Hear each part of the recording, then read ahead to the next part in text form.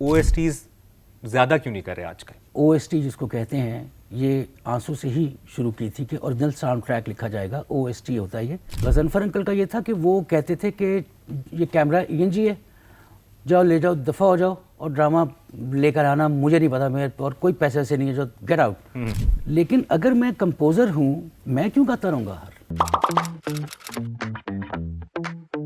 वकार भाई, बहुत सी बातें करनी है, और वकार भाई के बारे में आप लोग जब सर्च करेंगे ना, तो ऐसे ऐसे गाने, ऐसे ऐसे OSTs कंपोज आपने किए हुए हैं कि हम कहते हैं यार ये आला है, नहीं नहीं नहीं, ये उससे बेहतर है, ये उससे बेहतर है। क्या राज था इन सब के पीछे, और जर्नी कहाँ से शुरू हुई, आजकल क्या कर रहे हैं, और वो OSTs ज़्यादा क्यों नहीं कर रहे आजकल?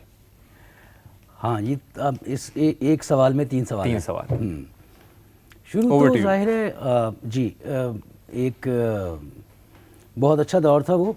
उस वक्त पहले तो बैंड्स सारे, वाइटल साइंस, जुनून और सारे कोलाज, ये सारे बैंड्स थे, और बहुत म्यूज़िक हो रहा था 90s में, जिसमें मैंने अपने पैसे आने दे और ये वो वीडियोस भी आए, इकतारा, काफ़ी सॉन्ग्स उस तरह से। ड्रामों का जहाँ तक है तो वो पहला ड्रामा मुझे बहुत अच्छा मिला, और सीमा रिजवी और तस्मीना रिजवी, जुल्फ़कार अहमद शेख, इन लोगों ने, अली रिजवी साहब मरहूम, इन लोगों ने मुझे मौका दिया कि मैं उस ड्रामे में, आंसू ड्रामा था, हसीना आपा का लिखा हुआ था, और बहुत गाया था अली अज़मत ने। अली अज़मत से जी, मैंने और फिर वो लोगों को कंपोज आज किया। तक वो याद है, जो उस दौर के लोग हैं, वो बाद में भी। एग्जैक्टली वो बड़ा अच्छा ये सीन था कि उस वक्त लोग, कोई क्रिएटिव डिपार्टमेंट्स उस तरह से नहीं होते थे कि जो OSTs भी सुनते हों और कहें नहीं जी ये चलेगा या नहीं चलेगा।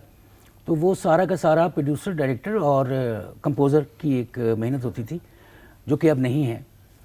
तो मेरे एंड से तो खैर अभी भी वही वैसे ही है, लेकिन वो बड़ा अच्छा हमें काम करने का मौका। मैंने कहा कि ठीक है मैं करता हूँ, लेकिन अली अज़मत से करवाऊँगा। अब यकीन करें, अली को मैंने घर बुलाया, अली ने कॉम्पोजिशन सुनी, तो उसने कहा यार वकार, यार ये तो तू बहुत अच्छा गा रहा है यार, तू क्यों नहीं गाता, तू गा दे यार, तुझसे अच्छा मैं क्या। मैंने कहा भाई, जब ये तू गाएगा ना तो एंड हो जाएगा, आग लग जाएगी, तुम इसको बहुत अच्छा गाओगे, और ये तुम्हारा गाना है, इसको ओन कर लो। और उसने बहुत ही अच्छा गाया, बहुत दिल से। अली को बल्कि ये गाना पर्सनली मिलता रहता है, तो वो बताता है कि यार ये वाला बहुत ही ज़ाहिर है अच्छा लगा। ज़ाहिर है उन लोगों को इतनी ज़रूरत नहीं थी OSTs की कभी भी, उनके अपने सॉन्ग्स जुनून के और अली के बाद में भी बहुत अच्छे आइटम्स हैं उन लोग के, लेकिन ड्रामों के उसने मेरे लिए गाए। बल्कि उसके बाद भी उसने मेरे साथ 3-4 प्रोजेक्ट्स किए। तो ये कि आर्टिस्ट का अपना एक वो होता है, तो वो गाना बहुत अच्छा लगा लोगों को। वहाँ से एक ट्रेंड सेट हुआ कि ये जो ड्रामा बनेगा तो उसका एक सॉन्ग भी होगा। बल्कि मैंने फिर ये टर्म OST जिसको कहते हैं, ये आंसू से ही शुरू की थी कि ओरिजिनल साउंड ट्रैक लिखा जाएगा, OST होता है ये नहीं होता कि जी एक नज़म आ गई, उससे पहले ही होता था कि उस ड्रामे की कहानी उस गाने में बयान होती। और फिर एक बताने के लिए भी कि वो ऑडियो, जो वो जनरेशन है जो ड्रामे से बाहर भी गाना सुनती है ना, वो सिर्फ ड्रामे में तो सुनती है, लेकिन वो ड्रामा ख़त्म हो गया तो उसके बाद अब वो गाना तो सुनते रहेंगे वो लोग। तो इसी तरह से मेरे गाने उस वक्त जो 90s में किए थे, 2000 में किए थे, वो अभी भी लोग वैसे ही सुनते हैं, उनकी प्लेलिस्ट में होती है। मैं सबके सामने बताया, मेरा नाम है मोहब्बत मैंने आज तक नहीं देखा, लेकिन मेरा नाम है मोहब्बत आज तक हमारी प्लेलिस्ट में है। और यकीनन मैं ये जब अपलोड हो रहा होगा और जब लोग देख रहे होंगे, तो मैं ज़रूर चाहूँगा कि मेरा नाम है मोहब्बत में जो इन्होंने मोहब्बत भर दी है ना, वो अगर आपने नहीं सुना तो आपने मिस कर दिया। और उस दौर के गाने में मेरा नाम है मोहब्बत में वो सारे एक्टर्स हैं जो आज सुपरस्टार्स हैं, वो उस वक्त नए नए आए थे। हाँ, और उन पर वो फिल्म बंद हुआ था। बहुत बहुत लोग थे। गज़नफ़र अंकल का ये था कि वो कहते थे कि ये कैमरा ENG है, जाओ ले जाओ, दफ़ा हो जाओ, और ड्रामा लेकर आना मुझे नहीं पता, मेरे और कोई पैसे ऐसे नहीं है, जो गेट आउट। तो वो ये वाला अच्छा म्यूज़िक का वो बड़ी रिस्पेक्ट करते थे। लेकिन मेरे साथ भी होता था कि जैसे मैं ज़्यादा उनसे क्वेश्चन कर रहा हूँ, तो वो उनका ये होता था कि यार वकार आप बना के लिए हैं बस। मैं तो थे बहुत इतनी बड़ी रिस्पॉन्सिबिलिटी, इकबाल अंसारी, ये लोग बहुत अच्छा गाइड करने वाले लोग। इवन और जैसे चैनल्स हैं, मैं नाम नहीं उस तरह से लूँगा, लेकिन बड़े लोग ही होते हैं।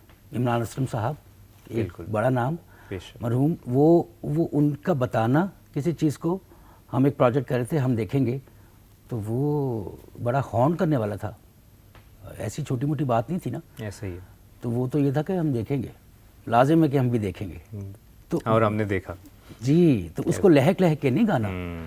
तो वो पहले इस तरह की बड़ी अच्छी थी, अब ख़त्म हो वकार गई। भाई, कंपोज़र इतनी ज़बरदस्त म्यूज़िक कंपोजिशंस बनाते हैं, और लेकिन रिग्रेट नहीं होता कि वो गाना उस वोकलिस्ट की आवाज़ में ज़िंदा रहता है वो। और same goes with the lyricist जो लिरिक्स लिखता है, क्या क्या बोल पड़े, लेकिन वो सिर्फ क्रेडिट ले जाता है कहीं ना कहीं म्यूजिशियन, वोकलिस्ट या एक्टर ले जाता है जिसने उस पर परफॉर्म किया होता है।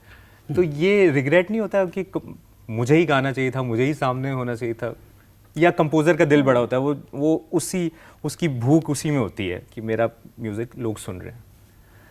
हाँ, मेरा ख्याल है कि इसको एक और एंगल से भी देखना चाहिए।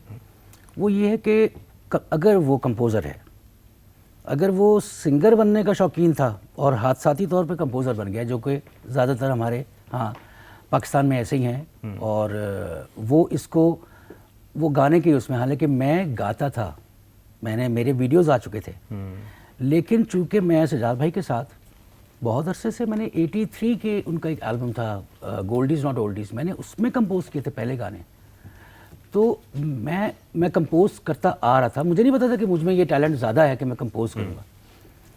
लेकिन अगर मैं कंपोज़र हूँ तो मुझे मैंने अपनी कॉम्पोजिशन देखनी है, और मुझे वो जो आई एम अ प्रोफेशनल, तो मुझे वो किसी की आवाज़ में जो कि उसको बहुत अच्छा डिपिक्ट कर सकता है, वो आवाज़ सही है। मैं क्यों गाता रहूँगा